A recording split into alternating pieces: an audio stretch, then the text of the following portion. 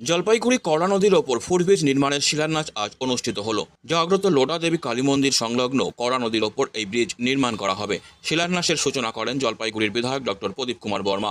অনুষ্ঠানে উপস্থিত ছিলেন বিভিন্ন বিশিষ্ট ব্যক্তিরা। মোহিতনগর সংলগ্ন লোটা দেবী মন্দিরে যেতে সাধারণ মানুষকে নদী পার হতে হতো, যা দীর্ঘদিন ধরেই বেশ অসুবিধাজনক হয়ে দাঁড়িয়েছে। এই সমস্যার সমাধানে এনবিডিডির উদ্যোগে এবং বিধায়কের চেষ্টায় এই ব্রিজ নির্মাণের উদ্যোগ নেওয়া হয়েছে।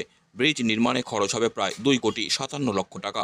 শিলান্যাস হলো আজকের আমাদের এই শহর সংলগ্ন অরবিন্দ গ্রাম পঞ্চায়েতের মধ্যে যে লোটা দেবী মন্দির, সেই লোটা দেবী মন্দির ভীষণই জাগ্রত মন্দির। প্রচুর পুণ্যার্থী এখানে বছরভর আসেন পুজো দিতে।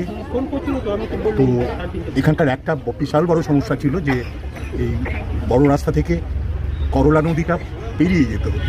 সেই জায়গাতে আমরা আমাদের মুখ্যমন্ত্রী শ্রীমতী মমতা বন্দ্যোপাধ্যায়ের অনুপ্রেরণায় এবং আমাদের উত্তরবঙ্গ উন্নয়ন দপ্তরের অর্থানুকূল্যে আজকে আমাদের এই ফুটব্রিজ তার শিলান্যাস এখানে হলো 35 মিটারের 36 মিটারের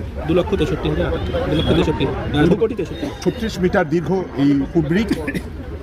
প্রজেক্ট কস্ট হচ্ছে 2,63,78,000 এবং এই ব্রিজের চওড়া হচ্ছে 3.75 মিটার।